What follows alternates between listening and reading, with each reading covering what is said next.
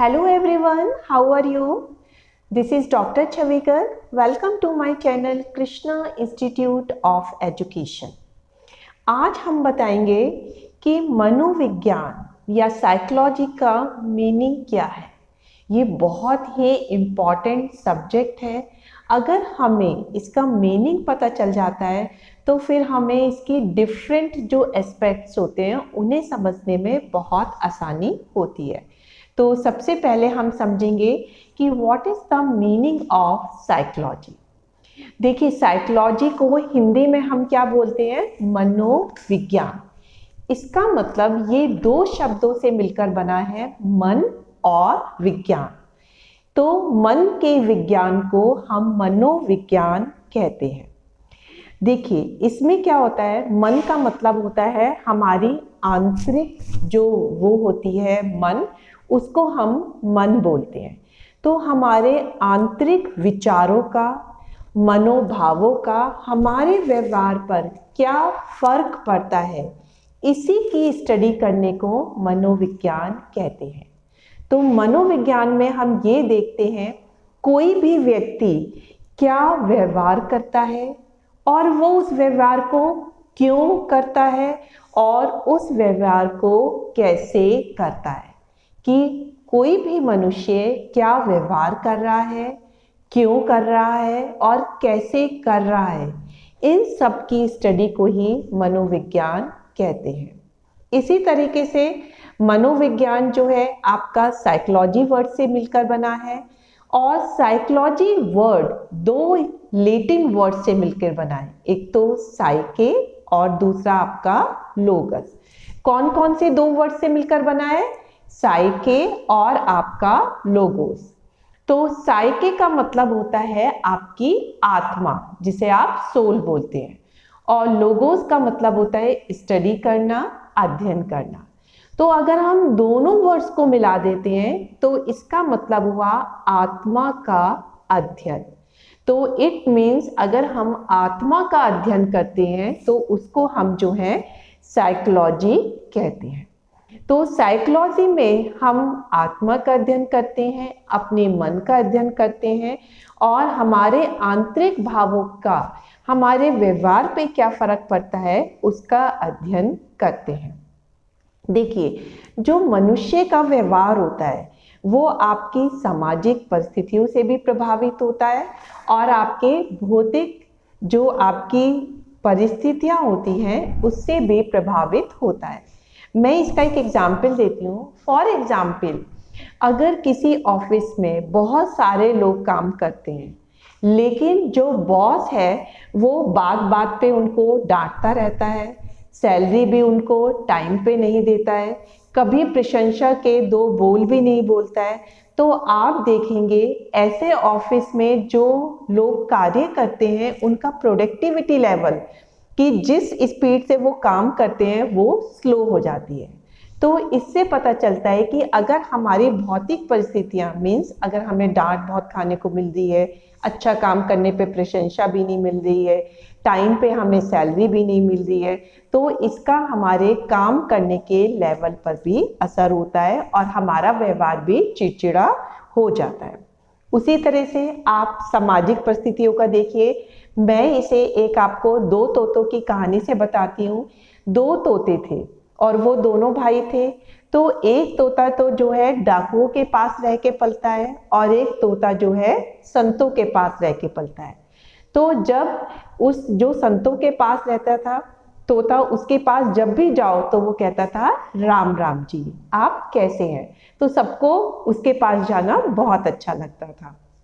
और जो तोता डाकुओं के पास पलता था वो हमेशा किसी के भी आने पे गालियां ही देता था, तो कोई भी उस तोते के पास जाना पसंद नहीं करता था। तो इससे पता चलता है दोनों तोते जो थे भाई भाई थे लेकिन उनकी सामाजिक परिस्थितियां अलग अलग थी। एक जो है संतों के पास पला जिन्होंने उसे अच्छी चीजें सिखाई और एक डाकुओं के पास पला जिसने उन्हें गलत चीजें सिखाई। तो वो जहाँ पे पला उनकी जो सामाजिक परिस्थितियां थी उसी तरह से उनका व्यवहार भी बन गया।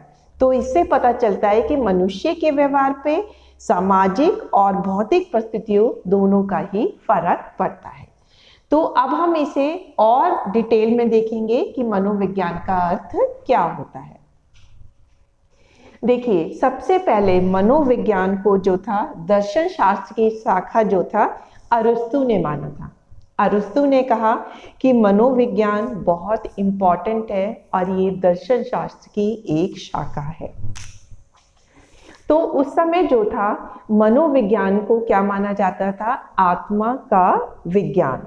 तो जो प्लेटो थे, अरस्तु थे और डेस्कार्टेस थे, उन्होंने कहा कि मनोविज्ञान क्या है? आत्मा का विज्ञान है। तो जब हम आत्मा को पढ़ते हैं, उसका परमात्मा से क्या संबंध है, यही आपका मनोविज्ञान है। लेकिन इसकी बहुत क्रिटिसाइज हुई। उन्होंने कहा, जो क्रिटिसाइज करने वाले थे, आत्मा को ना तो हम देख सकते हैं, ना छू सकते हैं, ना ही इसको हम फील कर सकते हैं। तो फिर हमें कैसे पता चलेगा कि आत्मा क्या है? हम किस चीज़ की स्टडी कर रहे हैं? हम तो बहुत ज़्यादा अनसर्टेन हो जाएंगे। तो उन्होंने इस चीज़ को रिजेक्ट कर दिया कि आत्मा का विज्ञान ही साइकोलॉजी है। फिर जो है, इसकी दूसरी डेफिनेशन आई, जिसको कहा गया मन का विज्ञान। तो इटली के एक दार्शनिक थे। कहाँ के थे? इटली के, जिनका नाम था पोम्पाजी। तो पोम्पाजी ने कहा कि साइकोलॉजी जो है मन का विज्ञान है। हम ये देखते हैं कि हमारे मन का, हमारे आंतरिक भावों का हमारे व्यवहार पर क्या इफेक्ट होता है। लेकिन इसको भी क्रिटिसाइज किया गया। उन्होंने कहा, जैसे हम आत्मा को नहीं देख सकते, उसी तरह से हम मन को भी नहीं देख सकते। सब लोग कहते हैं कि मन चंचल है, मन इधर से उधर घूमता है, लेकिन हम कैसे बताएं कि मन का आकार क्या है, उसका कलर क्या है, मन हमारे शरीर में कहाँ रहता है? इसीलिए मन का विज्ञान जो है साइकोलॉजी नहीं है। फिर नेक्स्ट में आया चेतना का विज्ञान। तो जो विलियम वुंड थे, विलियम जेम्स थे और जेम्स सली थे। कौन कौन से?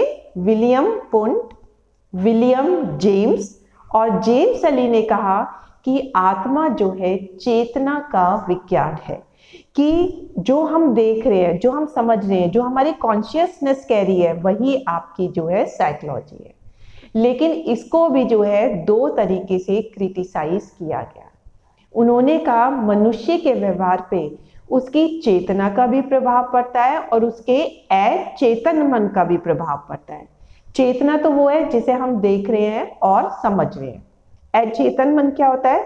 जैसे हम सपने में रह के कोई चीज देखते हैं, या कोई हमें सम्मोहित कर लेता है, या हम बेहोशी की अवस्था में देखते हैं, या हम गहरी नींद में होते हैं, तो हमारा दिमाग तो सक्रिय रहता है। तो उस चीज़ों का भी हमारे व्यवहार पे फर्क पड़ता है। और चेतना को भी हम सिर्फ अनुभव ही कर सकते हैं, हम इसका कोई रूप, रंग, आकार नहीं बता सकते। तो इसलिए चेतना का विज्ञान भी साइकोलॉजी नहीं है। फिर नेक्स्ट आया कि psychology is science of behaviour. तो जो गैरेट थे और प्रोफेसर वॉटसन, कौन कौन? प्रोफेसर वॉटसन और गैरेट ने कहा कि साइकोलॉजी व्यवहार का अध्ययन है।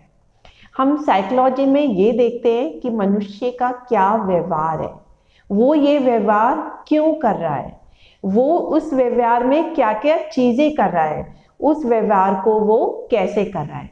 तो उनके व्यवहार को जब हम अध्ययन करते हैं, इसी को साइकोलॉजी कहते हैं। तो ये माना गया कि ये साइकोलॉजी की काफ़ी अच्छी परिभाषा है। इसी तरीके से ये भी कहा गया कि ये क्रियाओं का विज्ञान है। इट मीन्स हम जो एक्टिविटी कर रहे हैं, हम जो क्रियाएं कर रहे हैं, उसको हम साइकोलॉजी कहते हैं। तो सबसे अच्छा माना जाता है कि ये व्यवहार का विज्ञान है। तो अब आपको मनोविज्ञान का अर्थ बिल्कुल डिटेल में पता चल गया होगा कि मनोविज्ञान मन के विज्ञान से है, और अगर हम इसकी इंग्लिश वर्ड को लेते हैं साइकोलॉजी, तो ये आत्मा का विज्ञान कहते हैं। लेकिन जैसे जैसे समाज में परिवर्तन हुआ, उसी हिसाब से मनोविज्ञान के अर्थ में भी जो है परिवर्तन आते गए। तो धीरे धीरे करके अब हम इसे बोलते हैं कि ये व्यवहार का ज्ञान है। अब हम बताएंगे कि मनोविज्ञान की जो है प्रकृति क्या है, इसकी जो है नेचर क्या है। देखिए, अब हमें प्रकृति में ये देखना है कि साइकोलॉजी साइंस है या नहीं। अगर ये साइंस है तो कौन सी वाली साइंस है, पॉजिटिव साइंस है या नॉर्मेटिव साइंस है। पॉजिटिव साइंस का मतलब होता है जो चीज़ जैसे होती है हम उसका वैसे ही अध्ययन करते हैं। फॉर एग्जाम्पल, अगर क्लास में कोई शरारती बच्चा है और हम उसका अध्ययन वैसे ही कर रहे हैं कि ये बहुत शरारती है और ये किस किस चीज़ के ऊपर शरारत करता है, कब ये शरारत नहीं करता है और इसकी शरारत को कैसे रोक सकते हैं, तो ये कहलाता है पॉजिटिव विज्ञान, कि बच्चा जैसा है हम उसका वैसा ही अध्ययन कर रहे हैं। दूसरा होता है नॉर्मेटिव साइंस। नॉर्मेटिव में क्या होता है, हम ये देखते हैं कि कोई चीज़ कैसी होनी चाहिए, मतलब उसका आदर्श रूप कैसा होना चाहिए। जैसे अभी हमने शरारती बच्चे का एग्जाम्पल दिया, अगर हम शरारती बच्चे का ऐसे कैसे अध्ययन करते हैं तो वो पॉजिटिव साइंस कहलाती है। लेकिन अगर हम ये देखते हैं कि इस बच्चे को शरारती ना होके इसे बहुत आज्ञाकारी बच्चा होना चाहिए, बहुत ओबीडियंट बच्चा होना चाहिए था, तो ये कहलाता है नॉर्मेटिव साइंस। तो साइकोलॉजी में हम दोनों तरह की ही चीज़ों का अध्ययन करते हैं, जो चीज़ जैसी होती है उसका भी अध्ययन करते हैं और उसमें क्या क्या परिवर्तन करके उसमें क्या होना चाहिए वो भी हम उसमें ऐड कर सकते हैं।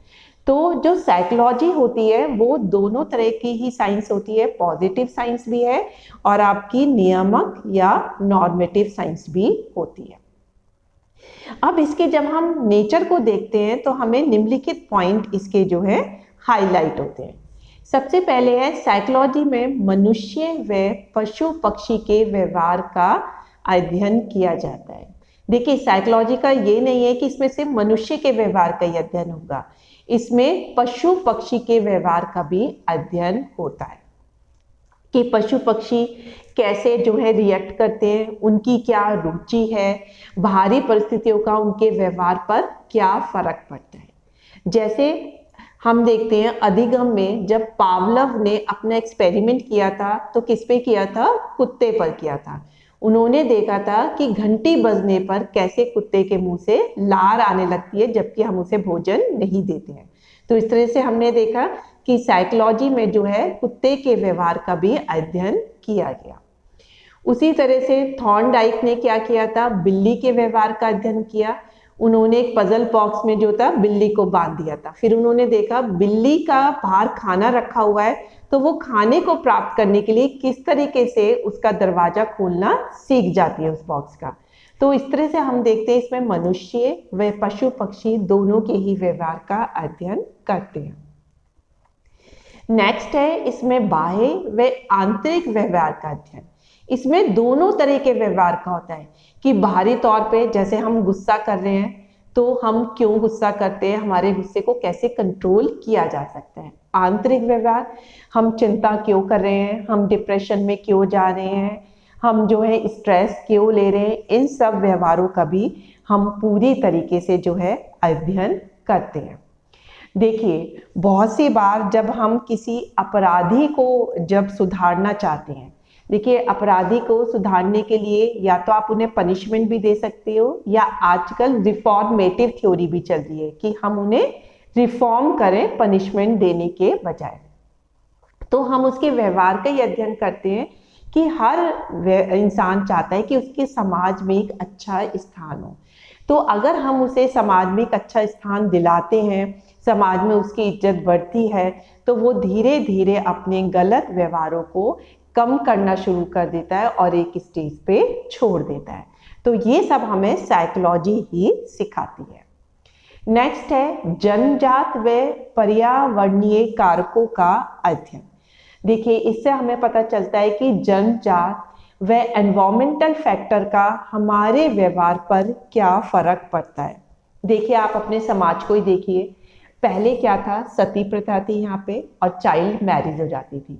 तो जो घर के लोग थे वो भी सोचते थे भाई बच्चों की जल्दी मैरिज कर दो तो हम अपने रिस्पॉन्सिबिलिटी से जल्दी फ्री हो जाएंगे। तो उस वक्त की परिस्थितियां ही ऐसी थी कि बच्चों की जल्दी मैरिज कर दी जाती थी और एक परिवार को देख के दूसरा परिवार भी ऐसा ही करता था। लेकिन आजकल जो है इंसान चांद पे पहुंच गया है, लड़के लड़कियों में कोई भी फर्क नहीं रह गया है। तो माता पिता का जो माइंड सेट है वो भी चेंज हो गया है। आजकल तो लड़कियों की भी शादी जल्दी नहीं होती, वो पूरा अच्छे से अपनी पढ़ाई करती हैं, अपने पैरों पे खड़ी होती हैं, तब जाके जो है उनकी मैरिज होती थी। इसी तरह से सती प्रथा थी। पहले सती प्रथा को ठीक माना जाता था, लेकिन जैसे जैसे समाज में चेंज हुआ तो एनवायरमेंट फैक्टर चेंज हो जाते हैं। तो इस तरह से आज सती प्रथा बिल्कुल बंद है। तो इस सब चीज़ों का हम अध्ययन करते हैं। फिर नेक्स्ट है व्यवहार के बारे में भविष्यवाणी। साइकोलॉजी की हेल्प से हम क्या है दूसरे के व्यवहार के बारे में बता सकते हैं। हमें पता है कि जो व्यक्ति ज़्यादा चिंता रहता है या जो ज़्यादा स्ट्रेस लेता है वो फ्यूचर में जाके डिप्रेशन में भी जा सकता है, और वो हमेशा नेगेटिव ही सोचता है, हमेशा गलत ही सोचेगा। तो इस तरह से हम इंसान के व्यवहार के बारे में बता सकते हैं। उसी तरह से अगर कोई बंदा बहुत कॉन्फिडेंट है, उसे स्टेज पे जाने से कोई डर नहीं लगता, तो हम बता सकते हैं कि ऐसा व्यक्ति बहुत अच्छा ऑरेटर बनेगा। ऑरेटर मीन्स कि जो बहुत अच्छी स्पीच देते हैं। आप खुद ही देखिए, आप बहुत सारी पॉलिटिकल पार्टी को देखते हैं तो किसी का नेता बहुत अच्छी तरीके से बोलता है और कोई कोई नेता अच्छे से नहीं बोलते हैं। तो उनके बाहरी व्यवहार को देख के, उनके आंतरिक व्यवहार को देख के, उनके कॉन्फिडेंस लेवल को देख के हमें पता चल जाता है कि ये बंदा बहुत अच्छी तरह से स्पीच दे सकता है। तो इस तरह से इस स्लाइड में हमें पता चला मनोविज्ञान का अर्थ क्या होता है और मनोविज्ञान की प्रकृति क्या है। आई होप कि आपको बिल्कुल क्लियर हो गया होगा। So that's all for today lecture. Thank you very much.